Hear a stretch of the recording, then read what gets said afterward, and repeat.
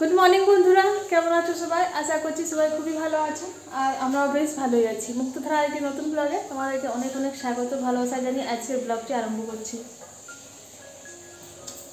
আজ হলো শুক্রবার আর এখন বাজছে সকাল 7:30। তোমাদেরকে সঙ্গে করে নিয়ে এখন থেকে আরম্ভ করলাম। আজ ঘুম থেকে উঠেছি 6টায়। আজকে হ্যাঁ 8টা বাজছে। ও তাহলে 8টা বাজছে, তো এখন থেকে আরম্ভ করলাম। যাই হোক, আজকে ঘুম থেকে উঠেছি 6টায়। আর ছেলে স্কুলে যায়নি, ওর শরীরটা কাল রাতে একটু ঠিক ছিল না। বললো মা আমি আজকে স্কুলে যাবো না। আমি আর জোর করলাম ঠিক আছে, যাওয়ার দরকার নেই। ওই জন্য 6টার সময় উঠলাম। উঠে প্রথমে নিজের ফ্রেশ হয়ে গপুকে আমার আছে, গপুকে তুলে নিয়ে তারপরে চা করলাম। এমন মারবো না, বুঝতে পারবি। দেখছো কেমন ডিস্টার্ব করছে? তুমি 7:30টায় উঠেছো। দিয়ে চা করলাম, দুধ চা আর রং চা। হ্যাঁ, দিয়ে বাবাকে প্রথমে দিলাম দুধ চা আর এরপর বসিয়েছি র চা।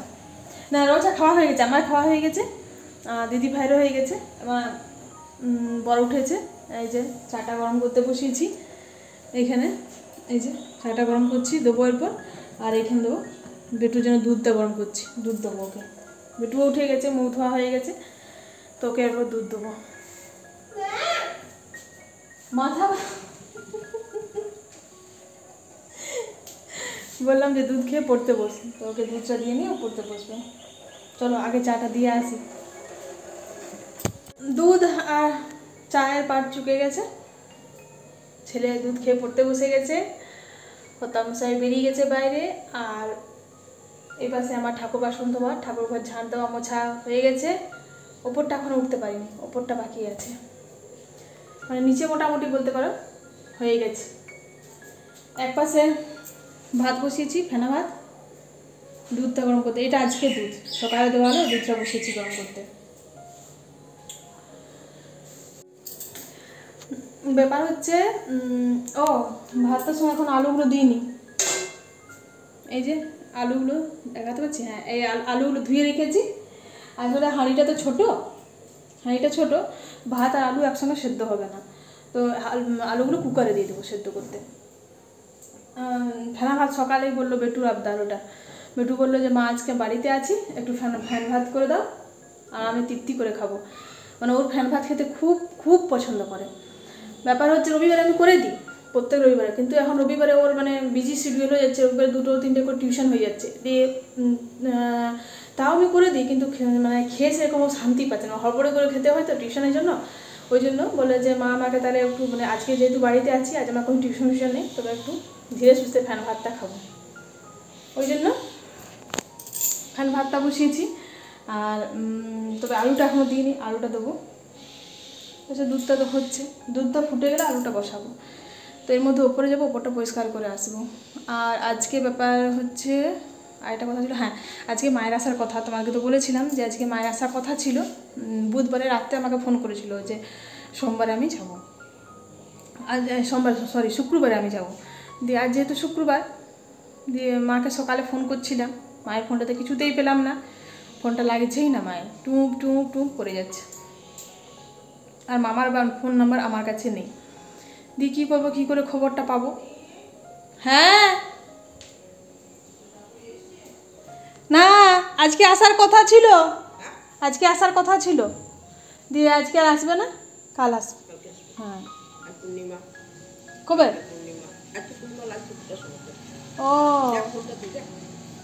আজকে 2টোর সময়, দুপুর? আচ্ছা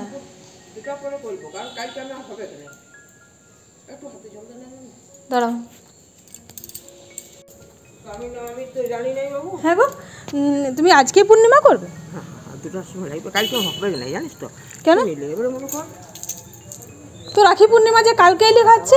কাঁচা জল ভরা করতে করতে তোর 1টা বেরিয়ে যাবে আর 1:30টার সময় ছেড়ে যাবে।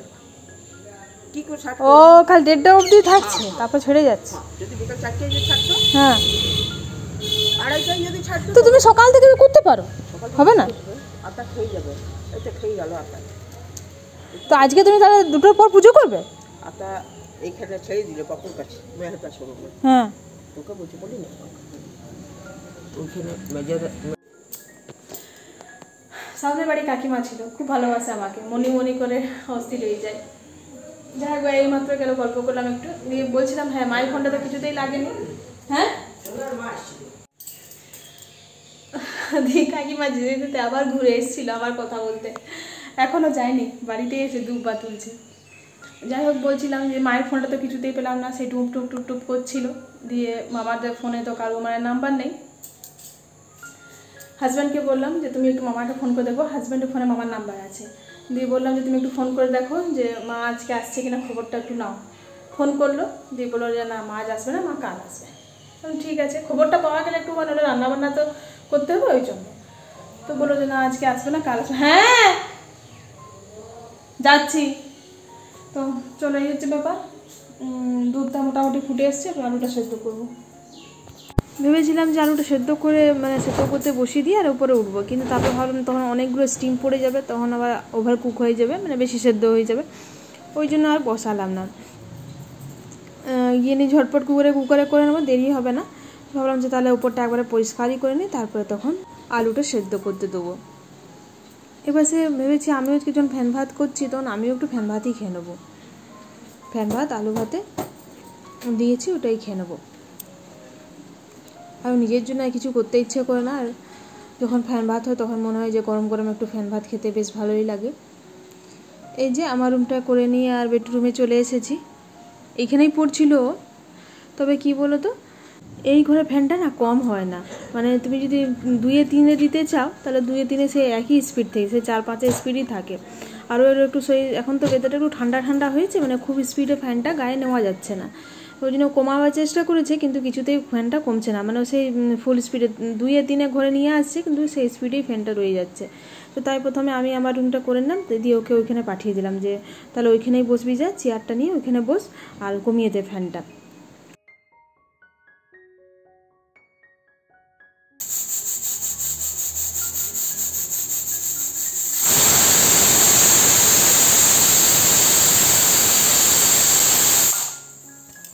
ওপর থেকে নেমে ফ্যান ভাতটা হয়ে গেছিলো, দুপুরের জন্য ভাত বসিয়ে দিলাম। চালটা এখনও ফেলিনি, চালটা ধুয়ে নিয়ে রেডি করে রেখেছি, জলটা গরম হতে দিয়েছি, গরম হলে ফেলবো। আলু সেদ্ধ বসিয়েছি, হচ্ছে। মাছ বার করে রাখলাম, মানে দিদিভাই বার করে দিয়েছে ফ্রিজ থেকে। এরপর এটা থেকে বেছে রাখতে হবে যে কোনটা মানে কতগুলো দুপুরে করব। উচ্ছে আলু ভাজা, পেঁপে ভাজা, মুসুর ডালের বড়া হবে।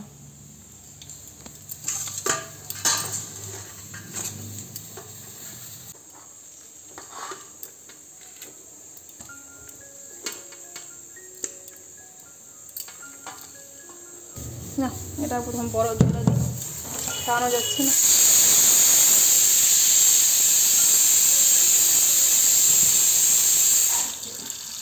থাক, আলুটা সেদ্ধ হয়ে গেছে, নামিয়ে দিই, দিয়ে ভাজাভাজিগুলো আরম্ভ করি।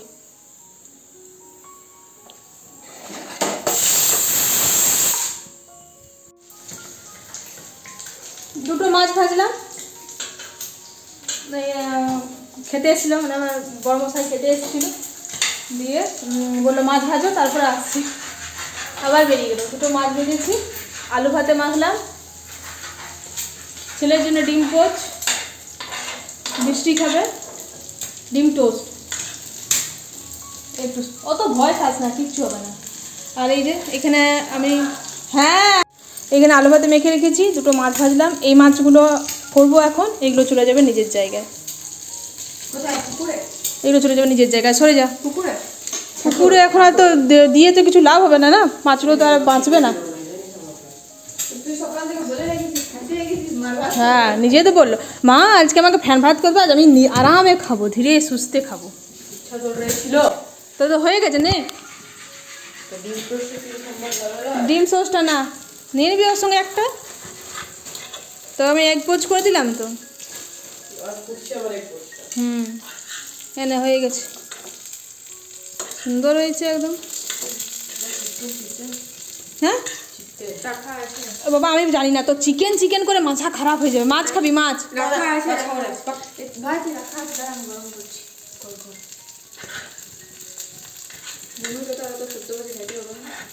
হ্যাঁ, সে তোরা 14 বাসি খেতে পারিস, কিন্তু বুনু খাওয়া যাবে না 14 বাসি, সাধের বটে। চল বসবি, চল হয়ে গেছে। তো বাবাকে ফোন করে ডেকে নি। শোন আগে ভাত, তোর বাবা কেন বলো? কি বলবো? জানে মান বৃষ্টি ওই পাশে ভাতটা ধো, হাঁড়িটা না না আজ বটে আমার হাতটা বসিয়ে দিলাম ভাতটা। বাইরে বৃষ্টি পড়ছে, খুবই সরু সরু পড়ছে, তবে হ্যাঁ একবার জোরে এসেছিল, দিয়ে এখন আসতে হলো। তবে এখনও কন্টিনিউ পড়ে যাচ্ছে, একবারে সরু সরু পড়ছে। জামা কাপড় যত সব মেলা ছিল, জামা কাপড়ে যত মেলা ছিল মেলে গেছিলো বউ, ওগুলো সব তুললাম, তুলে নিয়ে আবার ওপরে দিয়ে এলাম। ধুর আর পারি না বাবা, থাক ওপরে। তো এই সরু সরু বৃষ্টিটা যদি থেকে যায় তাহলে ওটা অবশ্যই ভিজেই যাবে, ওই জন্য সব তুলে নিয়ে ওপরে দিয়ে এসেছি। আর এর মধ্যে জলখাবার খাওয়া হয়ে গেলো, ভাতই খেলাম একটু, ফ্যান ভাত। আর ফ্যান ভাত পেটে পড়ে গেছে, এত ঘুম পাচ্ছে, এত ঘুম পাচ্ছে যে কী বলবো। ভাত যদি আমার পেটে পড়েছে ব্যাস, আর কাজ করতে ইচ্ছে করে না, একদম ইচ্ছে করে না, মনে হয় গিয়ে নিয়ে শুয়ে দিই। আর অনেকদিন পর খেলাম ফ্যান ভাত, ভালোই লাগলো, গরম গরম ঘি দিয়ে আলু ভাতে একটা মাছ ভাজা দিয়ে খেয়ে দিয়েছি।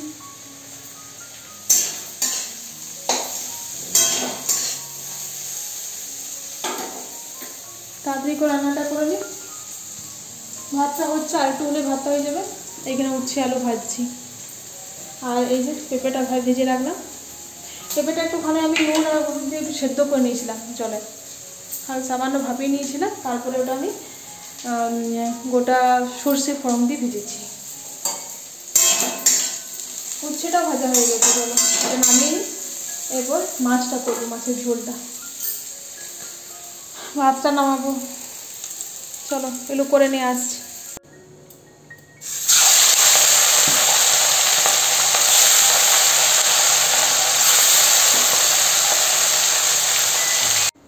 মাছগুলো ভেজে ওই তেলে একটুখানি পেঁয়াজ দিয়ে আর কালো জিরে দিয়েছিলাম, ইয়েতে ফোড়ঙে দিয়ে পেঁয়াজ ভেজে, আর ওটাতে একটুখানি আজকে সরু সরু করে না আলু দিয়েছি। আজকে আলু দিয়ে মাছের ঝোল খেতে একটু ইচ্ছে হয়েছে, একদম সরু সরু, আর কটাই আলু দিয়েছি, খুব একটা বেশি দিইনি।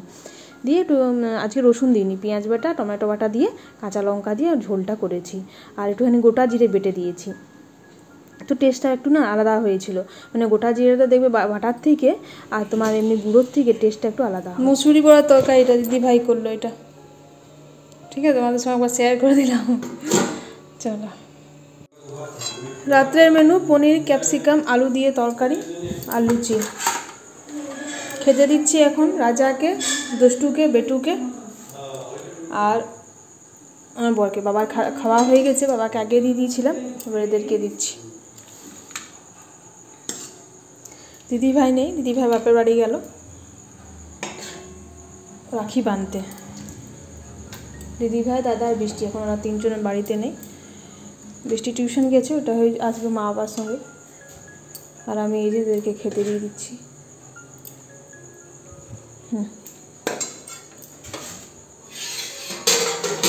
চলো, লুচিগুলো আগে টেবিলে খাবারটা দিয়ে আছি, তারপরে তখন লুচিগুলো নিয়ে যাবো।